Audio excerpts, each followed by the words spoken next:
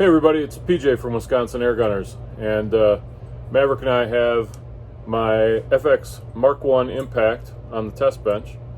This just got back from Ken Hicks at Southern Precision Air Weapons, and while he's over in Sweden helping FX to develop the next line of crazy new awesome stuff, I'm here reviewing the work he did on this old girl, and I think you're going to see that he is capable of doing quite a bit of amazing stuff to a gun. And if you don't know who he is, you should definitely check him out. Again, it's Ken Hicks at Southern Precision Air Weapons. So let's tear into what he's done and see what it can do.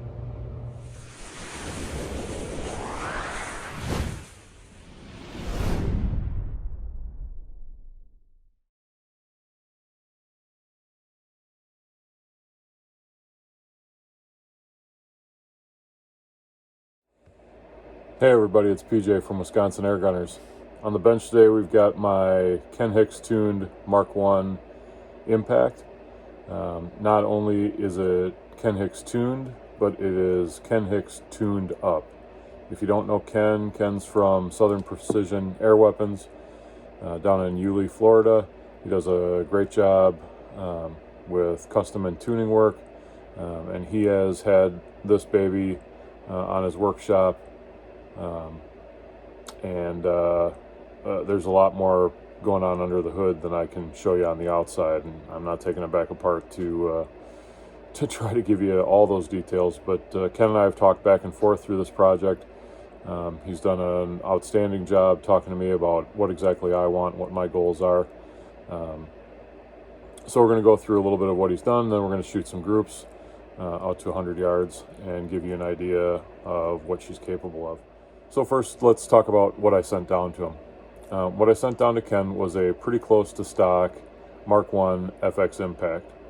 I say pretty close to stock because I had replaced the stock barrel, which was prior to liners and all that stuff even being available.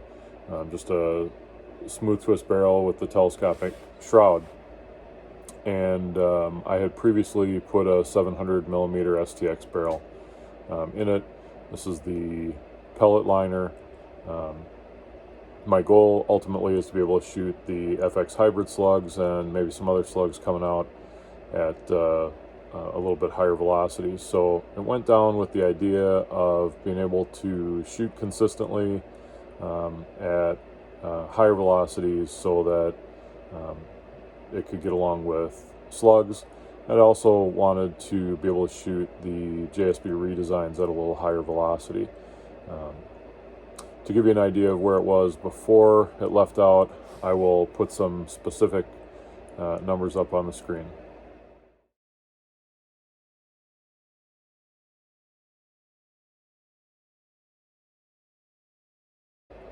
So what did Ken do when he got it in his shop?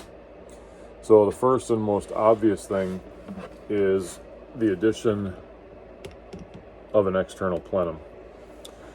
This is what Ken calls the M14 Plenum. It gives you a higher volume of air, and I guess I'm not going to really go into the theory, but more air is going to allow the pellet to have more force behind it. And the big thing with any of these power mods is that you're going to be able to push more velocity out of the same gun. So first thing he did, well, I can't tell you the order he did it in, but the first thing that I had talked to him about was giving me a little bit more plenum. He was also kind enough to take and replace the Mark 1 Plenum, which is actually smaller than the Mark 2 Plenum. He replaced this with a Mark 2 Plenum. So as compared to a standard Mark 1, I not only have the additional volume here, but I have a little bit of additional volume here. A major upgrade from the Mark 1 design. In order to do that, he had to increase the size of, well, it's a hole. The size of the hole that all of these various things screw into. So he actually bored out the hole that goes in here so that more air can pass through, therefore really allowing not only you to have more air, but allowing you to utilize the air more effectively. What that means is that depending on how I want to tune this, I can either tune it down and get more shots per fill off of lighter pellets, or tune it up and then achieve higher velocities with projectiles like slugs. So when it comes to the idea of taking apart my gun, I'm frankly a little bit squeamish. I'm just fine to do the tuning. Actually, while I think it's a little daunting at first, once you get the idea of how to go back and forth between the reg pressure and the hammer spring, actually I think it works pretty well, and it's really not that hard to do. And there are a lot of good videos, and I'm probably not the tuner that you want to watch a video from, at least at this point, maybe someday, but check out somebody else's video if you want to see how to work that back and forth on tuning. I can do it, but I don't feel comfortable enough to actually film it. There's some other things that he did under the hood. So let me tell you, it's a little unnerving when somebody sends you a video and they're doing this to your impact. But in order to make sure that your Mark 1 can utilize all the air that the M14 Plenum can supply, you need a bigger hole for that air to flow through. Once the hole is enlarged, it has to be threaded. He starts the threads on his mill so that they're perfectly straight, and then he finishes them by hand. It takes more time, but it's the right way to do it.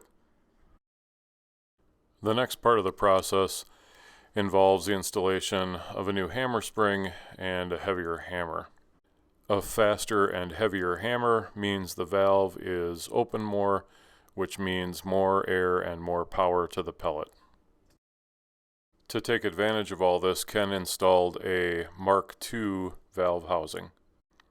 The standard valve housing has 3 crossbars, but he's removed one and polished the surfaces in order to improve airflow. Pairing the new valve with the Mark II Plenum and the M14 Plenum make for plentiful air and smooth flow through the body of the gun. At this point, the limiting factor becomes the smallish transfer port. This is where the air moves in behind the pellet. Ken's solution for my build was to remove material from the circumference of the brass breech and then enlarge the transfer port and then add a second transfer port opposite the first one. In this way, along with the secondary hole in the pellet probe, air can move from both sides to the back of the pellet. So if we switch gears to talk about results, remember this gun was shooting about 770-ish feet per second with the FX hybrid slugs.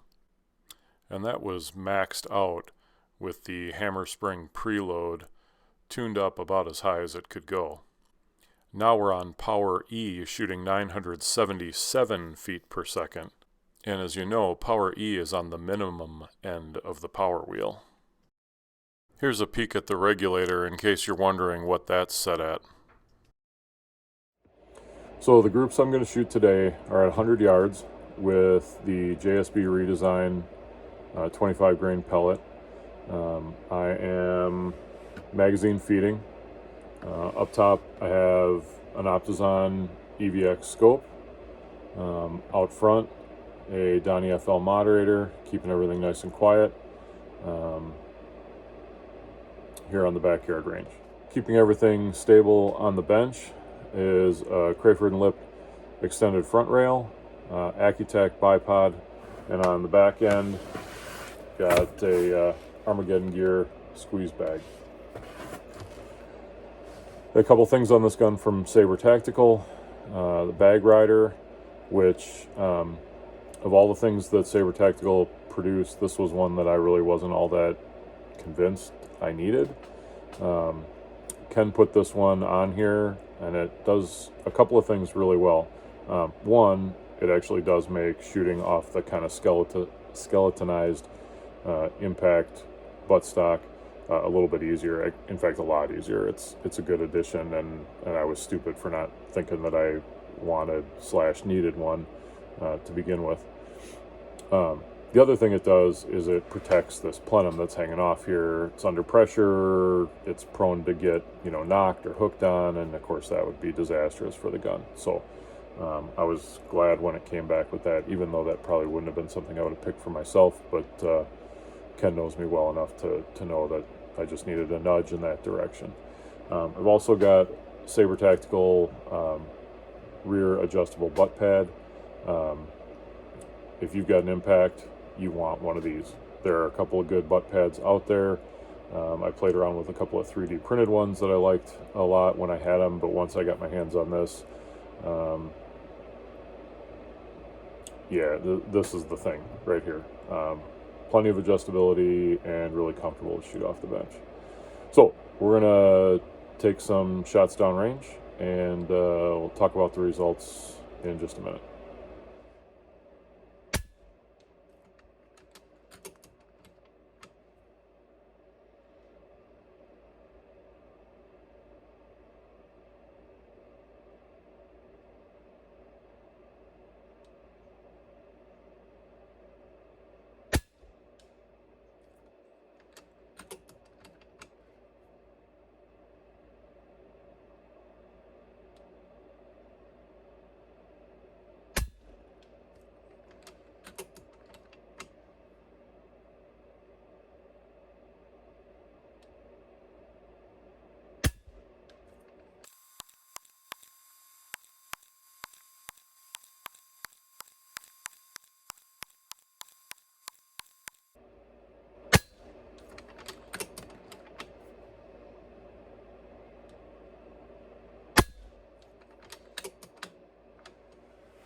Well, that's a whole magazine at 100 yards.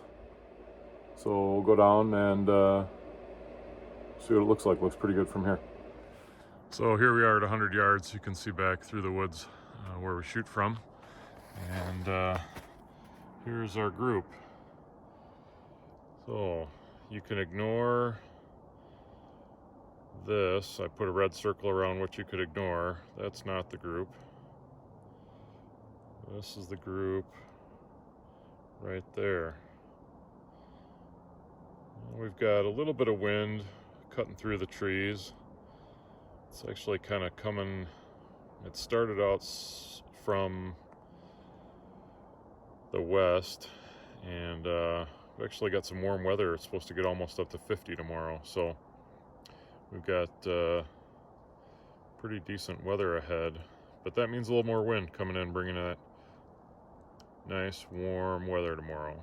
Hopefully get this out on a couple of pigeons and maybe some starlings tomorrow.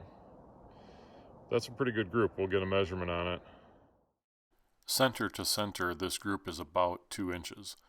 The main body of the group is about 1.5 inches. Before we went out hunting, it was important to make sure that we were diligent in making sure the scope was set up properly for the new tune.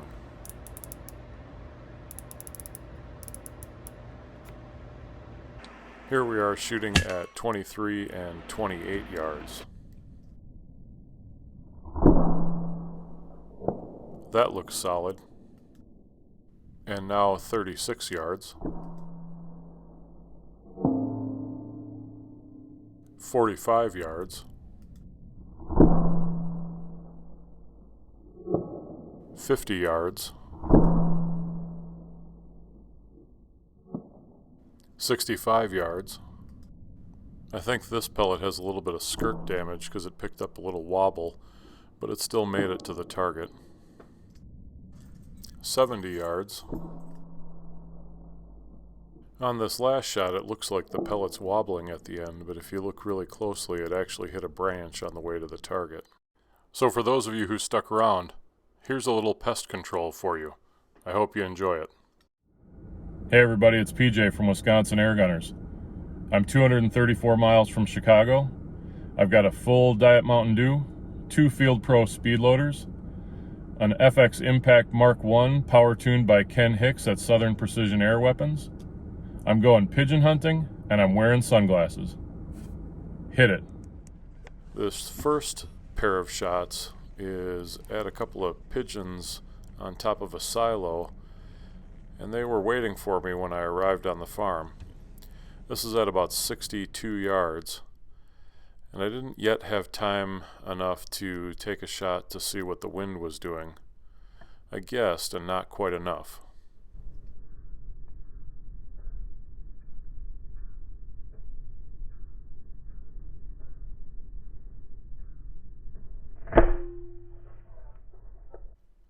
I just caught the edge of his shoulder, a few wing feathers gone, and as he flew away and I watched to see if he was going to circle around, a buddy hopped up from the other side of the silo to see what was going on.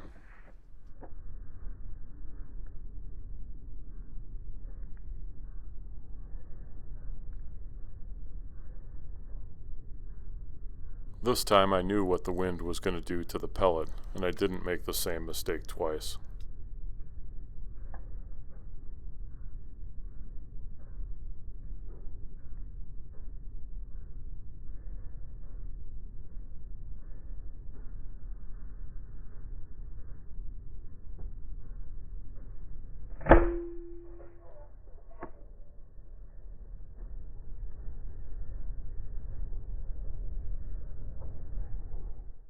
Hopefully this gives you an idea of the distance I was shooting at.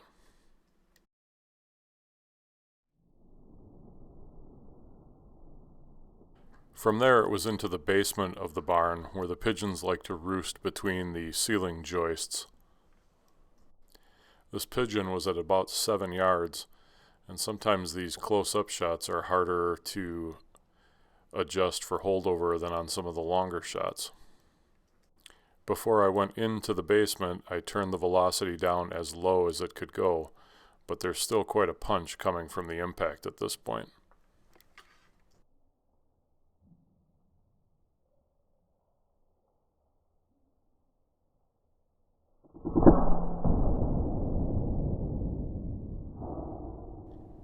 It was lights out before it hit the ground. 2 pigeons down and the farm otherwise clear, it was off to the next permission. Immediately on pulling into this farm, I was confronted by about a dozen birds up on the roof peak. A couple of the farms I visit regularly are set up in about the same way, where your best shot is when you just pull in. The area where I pulled in was sheltered, and the wind up above treetop levels was much stronger, leading me to make another miss.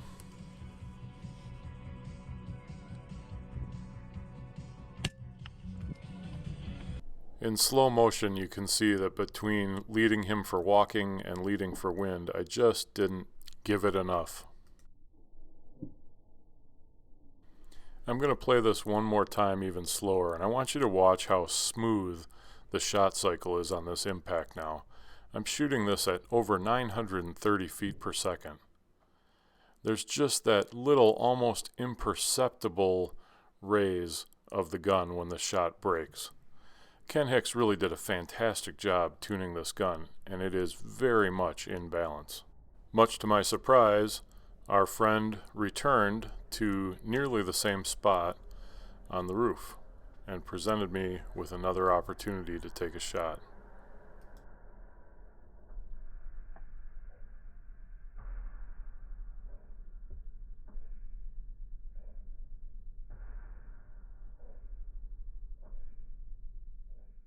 He was a little bit farther than the original 60 yards away from me, and the shot landed just a little bit low on his body.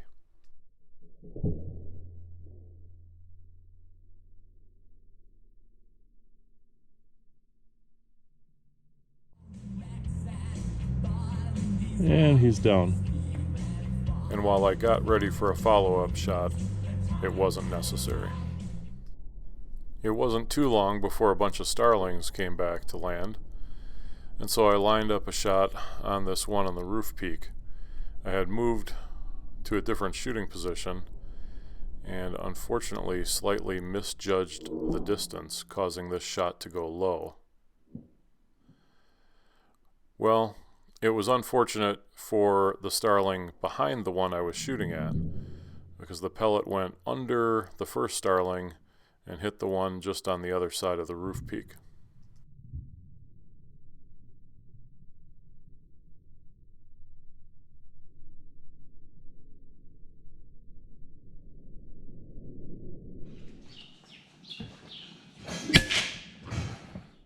A bunch of those starlings circled around and went into the barn.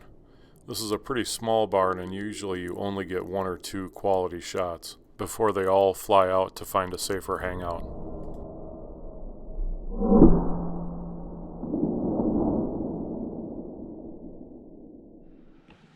This sparrow is a perfect example of why I do pest control. This bird was not well. It should not have let me get this close to it. I was no more than 10 feet away, and probably not even 10 feet away. These close-up shots are tricky. I don't have scope information for shooting this close, but I do my best, and in this one, connected.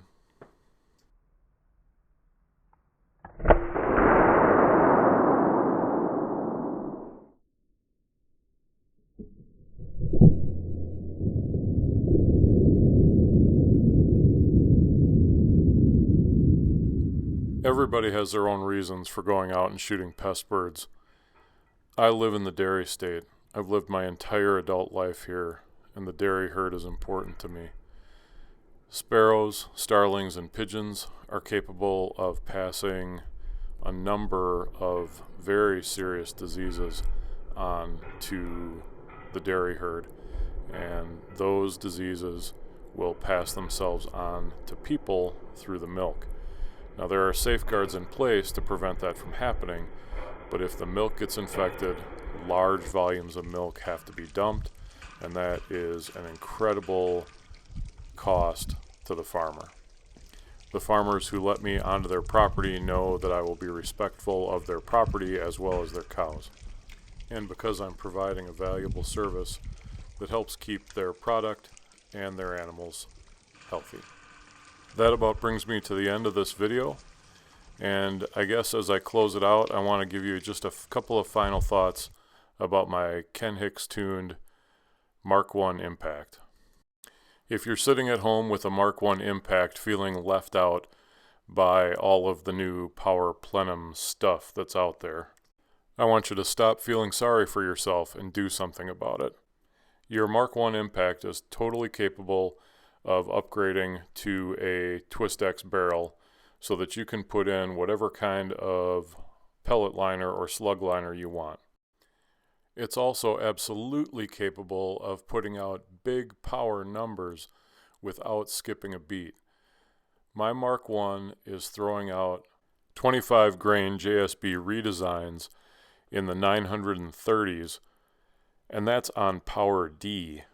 The combination of the Mark II Plenum, which you can have installed, and the M14 Plenum actually has more air volume than the new Power Plenum.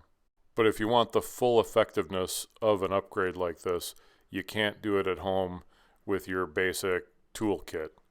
You need someone who has a mill and a lathe so that they can open up the ports and get the air flowing the way it needs to flow in order for you to see the big gains that I've got. You need to work with somebody who is trusted by FX and has worked alongside FX giants like Frederick Axelson, Johan Axelson, and Ernest Rowe in order not only to install things into FX guns, but to actually help with the design of some FX parts. And if you're going to pay somebody to do the work for you, you want them also to be able to do the tuning so that you can get top-level accuracy out of your air gun when it's all said and done. If I'm going to have work like that done, I'm taking it to Ken Hicks of Southern Precision Air Weapons, and I'm going to give him the opportunity to work his magic. If you have questions about the work I had done, put them in the comments below and I'll do my best to get them answered. If you like the video, please hit thumbs up, and if you haven't already, consider subscribing. And if you want to bring your old Impact up to new Impact standards, give Ken a call. Until the next video, everybody, shoot straight, shoot safe, and we'll see you next time.